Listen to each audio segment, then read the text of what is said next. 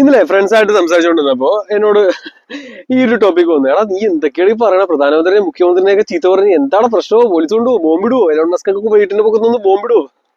പക്ഷെ എന്നെ സംബന്ധിച്ച് നോക്കുമ്പോൾ ഞാൻ പറഞ്ഞില്ല, എന്റെ ഉള്ളിൽ ഭയമില്ല. എന്റെ ഉള്ളിൽ ഭയം വന്നു കഴിഞ്ഞാൽ ഈ ഒരു അവസ്ഥ, അതായത് നമ്മുടെ കുഞ്ഞുങ്ങള്, ഇന്ത്യ എന്നുള്ള മഹാരാജ്യത്തിലെ കുഞ്ഞുങ്ങളെ നശിപ്പിക്കൽ അവർ 2015 തുടങ്ങിയതാ. ഓക്കെ, വർഷങ്ങൾ മുമ്പായിട്ട് തുടങ്ങി. പക്ഷെ 15 അവർ പീക്ക് എത്തിച്ചു. ഈ പറയുന്ന വാക്സിന്റെ കോമ്പോസിഷൻ മാറ്റി, ഈ പ്രാണവായുവിൽ വിഷം, കുടിക്കുന്ന വെള്ളത്തിൽ വിഷം, കഴിക്കുന്ന ഭക്ഷണത്തിൽ വിഷം, ജങ്ക് ഫുഡ്, ഈ പറയുന്ന ഒരു സൂപ്പർ മാർക്കറ്റിൽ ഇരിക്കുന്ന എല്ലാവിധ ഭക്ഷണങ്ങളും വിഷം തന്നെയാണ്. അതോടൊപ്പം തന്നെ ഇവിടെയുള്ളത് ഹോസ്പിറ്റലുകളുടെ എണ്ണം കൂടിക്കൊണ്ടിരിക്കുന്നു.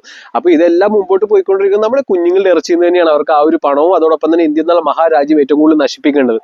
അപ്പോൾ ഇത് ഞാൻ അറിഞ്ഞ എങ്ങനെയെന്ന് വെച്ച് കഴിഞ്ഞാൽ എന്റെ ആ ഒരു യാത്ര എന്നെ കൊണ്ടുപോയത് ഈ ഒരു എൻഡിലേക്കാണ്. ഓക്കെ, അതായത് കുഞ്ഞുങ്ങളുടെ ആ ഒരു കഷ്ടപ്പാടുകൾ, അതായത് ഇതെല്ലാം എന്റെ അടുത്തേക്ക് വന്ന കാര്യങ്ങളാണ്. അതോടൊപ്പം തന്നെ ഞാൻ പറഞ്ഞു, അഹങ്കാരത്തോടെ ഞാൻ പറഞ്ഞു, അതായത് എനിക്ക് അഹങ്കരിക്കാം, കാരണം ഈ ശരീരത്തെ കുറിച്ച് സമസ്ത കാര്യങ്ങളും എനിക്കറിയാം. പക്ഷെ ആ ഒരു അഹങ്കാരത്തിന്റെ പുറകിലുള്ള ഒരു വേദനയുണ്ട്. അതായത് ഞാൻ കണ്ണുകൊണ്ട് കാണുന്ന ഇപ്പൊ എന്റെ കുഞ്ഞാണെങ്കിലും അപ്പുറത്തുള്ള ഒരു കുഞ്ഞാണെങ്കിലും റോട്ടിൽ കൂടി പോകുന്ന ഒരു കുഞ്ഞാണെങ്കിലും അവരുടെ എല്ലാവരുടെയും ഭാവി ഹോസ്പിറ്റലിലേക്ക് തന്നെയാണ് ഒഴുകിക്കൊണ്ടിരിക്കുന്നത്. കാരണം അവർക്ക് അത് തന്നെയാണ് വേണ്ടത്. നമ്മുടെ ഗവൺമെന്റിനും ഈ പറയുന്ന ജുഡീഷ്യൽ സിസ്റ്റം എല്ലാം വേസ്റ്റ് ആയതുകൊണ്ട് തന്നെ അവരൊരു മുമ്പിൽ ഒരു കളിപ്പാവയായിട്ട് നിർത്തിക്കൊണ്ട് ഈ പറയുന്ന അമേരിക്ക, ഈ പറയുന്ന ഫോറിൻ കൺട്രീസ് ആണ് നമ്മളെ ലൂട്ട് ചെയ്തുകൊണ്ടിരിക്കുന്നത്. അപ്പൊ നമ്മുടെ കുഞ്ഞുങ്ങളുടെ ശരീരം വരെ ലൂട്ട് ചെയ്ത് തുടങ്ങി. അതിന്റെ അവസാനം എത്തിക്കഴിഞ്ഞു. ഇനി ഒരു 5 വർഷം കൂടി കഴിഞ്ഞ് കഴിഞ്ഞാൽ ഇതിന്റെ പീക്ക് എത്തിക്കഴിഞ്ഞു. അതായത് ഇവിടെ യാതൊരുവിധ ആരോഗ്യം ഉണ്ടാവില്ല, ആർക്കും ഉണ്ടാവില്ല. ഹാർട്ട് അറ്റാക്കും സ്ട്രോക്കും ഈ പറയുന്ന എല്ലാവിധ അസുഖങ്ങളും വരും. അതായത് ആണ് പെണ്ണാവുന്നു, പെണ്ണാണാവുന്നു, ഹോർമോൺ ചേഞ്ചസ് വരുത്തി. അപ്പൊ ഇതെല്ലാം ഞാൻ കണ്ട സ്ഥിതിക്കാണ് ഞാൻ ഈ പറയുന്ന വിഡ്ഢികളായ അപ്പൂപ്പന്മാരല്ലേ, നമ്മുടെ പ്രധാനമന്ത്രി ആണെങ്കിലും നമ്മുടെ ഒരു ചായക്കടക്കാരനെല്ലാമാണ് നമ്മുടെ പ്രധാനമന്ത്രി. പിന്നെ ഒരു അറിവും വിദ്യാഭ്യാസവും ഇല്ലാത്ത ഒരാള് കൈയെല്ലാം മറിച്ച ഒരു മുഖ്യമന്ത്രി. അതോടൊപ്പം തന്നെ ജുഡീഷ്യറി വെറും വേസ്റ്റ്. പണ്ട് എങ്ങനെയാണോ ബ്രിട്ടീഷുകാർ അവരുടെ ആ ഒരു വേസ്റ്റ് എല്ലാം ഇപ്പോഴും ചുമന്നുകൊണ്ടിരിക്കുന്നത്. അതായത് ഒരു ഡമ്മി വേസ്റ്റ് സിസ്റ്റം. അപ്പൊ ആ വേസ്റ്റ് സിസ്റ്റം എല്ലാം ഉള്ളതുകൊണ്ട് അത് അവർക്ക് ഏറ്റവും കൂടുതൽ പോസിറ്റീവായി. അപ്പൊ ഞാനും ഇനി അവരെല്ലാം ഭയന്ന്, അതായത് ഈ വേസ്റ്റുകളെ ഭയന്ന് ഞാനൊരിക്കലും വേസ്റ്റ് അല്ല. എന്നെ സംബന്ധിച്ച് നോക്കുമ്പോൾ ഞാനൊരു ബെസ്റ്റ് പെർഫെക്റ്റ് മെൻ ആണ്. ഓക്കെ, അതായത് എനിക്ക് എന്നെക്കുറിച്ചും എന്റെ അറിവിനെക്കുറിച്ചും എന്റെ ബുദ്ധിയെക്കുറിച്ചും എന്റെ സാമർത്ഥ്യത്തിനെ കുറിച്ചും അതോടൊപ്പം തന്നെ ഈ സമസ്ത കാര്യങ്ങളും ഇല്ലാതാക്കാന്നുള്ള ആത്മവിശ്വാസം, ധൈര്യവും ഒരു ശക്തിയും എനിക്കുണ്ട്.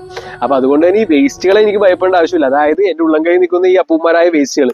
അപ്പോ പ്രായഭേദം തന്നെ ഈ വേസ്റ്റുകൾ ഇവിടെ കിടന്ന് ഇങ്ങനെ കളിക്കുമ്പോൾ അതോടൊപ്പം തന്നെ നമ്മുടെ വീടെല്ലാം കുത്തി തുറന്ന് മോഷണമൊക്കെ തുടങ്ങി. അതായത് ഇന്ത്യ എന്നുള്ളത് വെറും ഒരു, അല്ലെങ്കിൽ കേരളം, സുരക്ഷിതമായിരുന്ന കേരളം വെറും ഒരു വേസ്റ്റ് സ്ഥലമായി മാറി കഴിഞ്ഞു. അതായത് ലഹരി പദാർത്ഥങ്ങളെല്ലാം ഒഴുക്കി പീഡിപ്പിക്കുന്നു, കുഞ്ഞുങ്ങളെല്ലാവരെയും പീഡിപ്പിക്കുന്നു.